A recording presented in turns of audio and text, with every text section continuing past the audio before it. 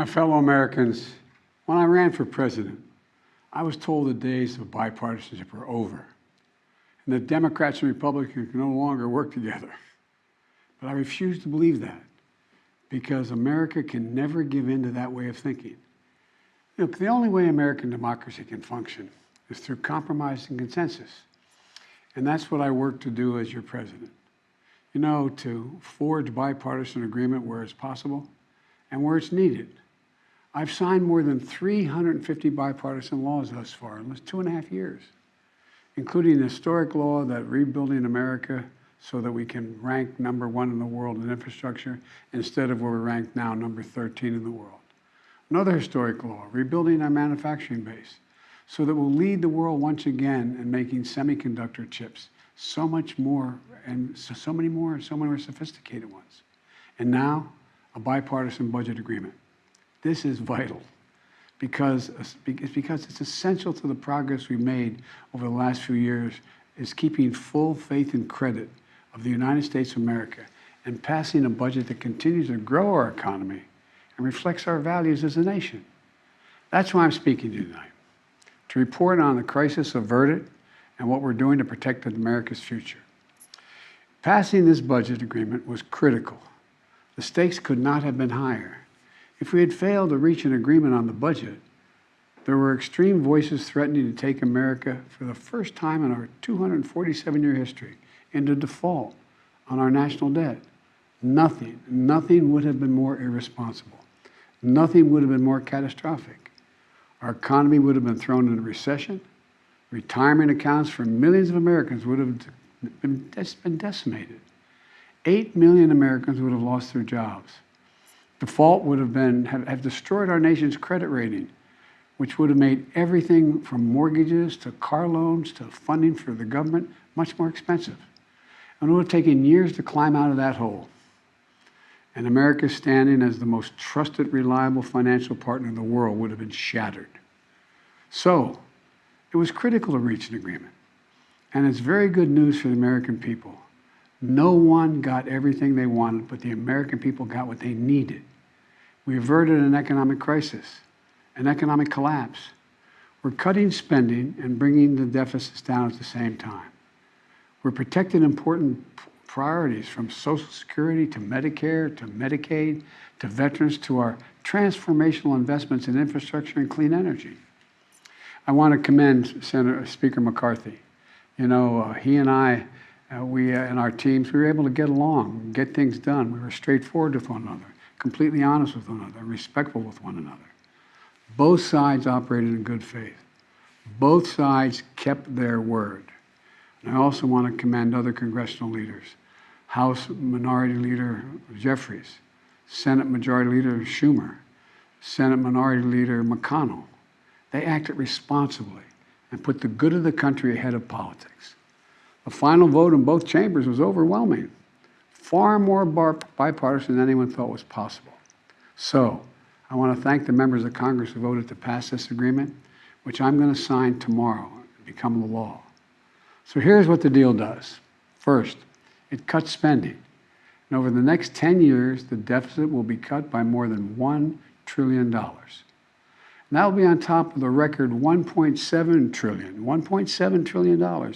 I already cut the deficit in my first 2 years in office. And it's clear we're all on a much more fiscally responsible course than the one I inherited when I took office 4 years ago. When I came to office, the deficit had increased every year the previous 4 years. And nearly $8 trillion was added to the national debt in the last administration. And now we're turning things around. And that's good for America. You know, my dad used to have an expression. He said, Joey, don't tell me what you value. Show me your budget. I'll tell you what you value. That's at the heart of this debate. What do we value? Protecting seniors. You may remember during my State of the Union address, there was a spirit exchange between me and a few Republicans spontaneously occurring on the floor of the House of Representatives. I was pointing out that for years, some of them were putting forward proposals to cut Social Security and Medicare. And some of them that night took exception, and they said very loudly that that wasn't true. So I asked them on the floor that night, I said, ask them a simple question. Will you agree not to cut Social Security, not to cut Medicare? Would they agree to protect these essential programs? They're a lifeline for millions of Americans. Programs that these Americans have been paying into every single paycheck they've earned since they started working. And that provides so much peace of mind. With the bright lights and cameras on, those few Republicans who were protesting, they agreed. They said they wouldn't cut it. That's how we protected Social Security and Medicare from the beginning and from it being cut, period. Health care was another priority for me, a top priority. I made it clear from the outset, I would not agree to any cuts in Medicaid, another essential lifeline for millions of Americans, including children in poverty, the elderly in nursing homes, and Americans living with disabilities. The original House Republican proposal would have cut health care for up to 21 million Americans on Medicaid. And I said no. And Medicare was protected. And so were millions of people most in need. Look, I've long believed that the only one truly sacred obligation that the government has is to prepare those we send into harm's way and care for them and their families when they come home and when they don't come home. That's why my last budget provided VA hospitals with additional funding for more doctors, nurses, and equipment to accommodate the needs of veterans and more appointments. The House Republican plan would have meant 30 fewer million VA healthcare visits for our veterans. But we didn't let that happen. In addition, this bill fully funds the Bipartisan PACT Act, the most significant law in decades for veterans exposed to toxic burn pits and for their families. It expands access to those veterans and their families to health care and to disability benefits. Look, we're investing in America and our people and in our future. We've created over 13 million new jobs, nearly 800,000 manufacturing jobs. Where is it written that America can't lead the world again in manufacturing? Unemployment is at 3.7%. More Americans are working today than ever in the history of this country. And inflation has dropped 10 straight months in a row. In this debate, I refuse to put what was responsible for all this economic progress on the chopping block. This bipartisan agreement protects the law that will help us build the best infrastructure in the world.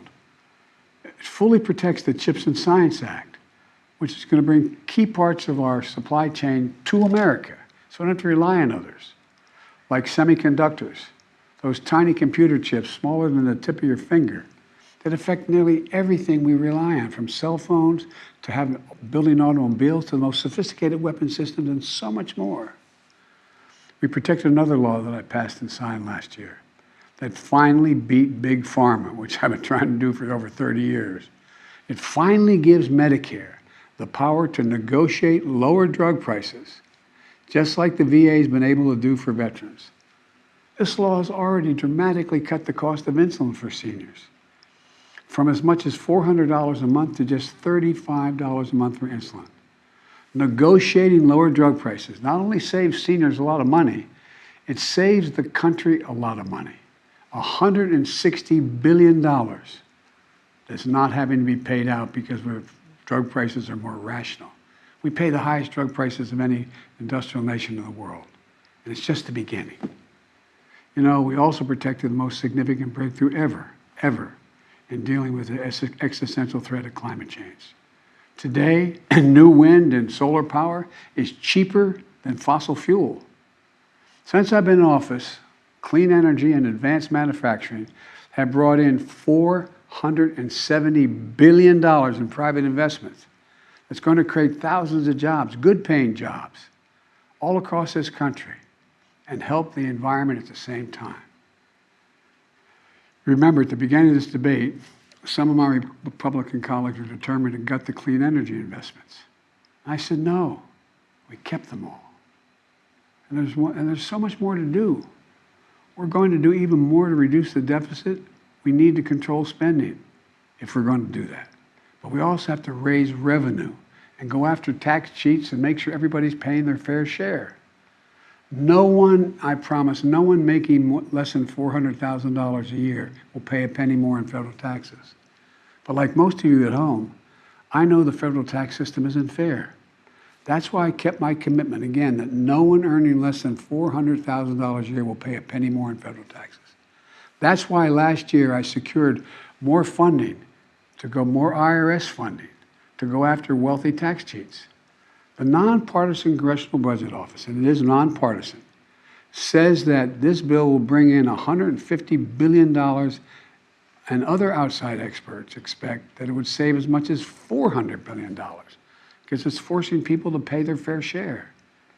Republicans may not like it, but I'm going to make sure the wealthy pay their fair share. I'm also proposed closing over a dozen special interest tax loopholes for big oil, crypto traders, hedge fund billionaires, saving taxpayers billions of dollars. Republicans defended every single one of these special interest loopholes, every single one. But I'm going to be coming back, and with your help, I'm going to win. Right now, catch this, right now the average billionaire in America pays just 8% in federal taxes. 8%. Teachers and firefighters pay more than that. That's why I proposed a minimum tax for billionaires. Republicans are against it, but I'm going to keep fighting for it. No billionaire should pay less in federal taxes than a teacher or a firefighter. Look, let me close with this. I know bipartisanship is hard, and unity is hard, but we can never stop trying. Because in moments like this one, the ones we just faced, where the American economy and the world economy is at risk of collapsing, there's no other way. No matter how tough our politics gets, we need to see each other not as adversaries, but as fellow Americans. Treat each other with dignity and respect. To join forces as Americans to stop shouting, lower the temperature, and work together to pursue progress, secure prosperity, and keep the promise of America for everybody.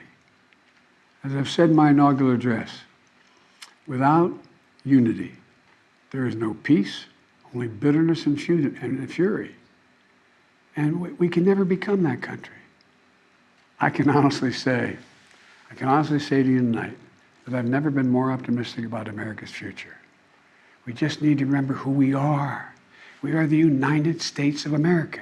And there's nothing we can't do when we do it together. So thank you all for listening, taking the time tonight to listen to me. May God bless you all, and may God protect our troops. Thank you.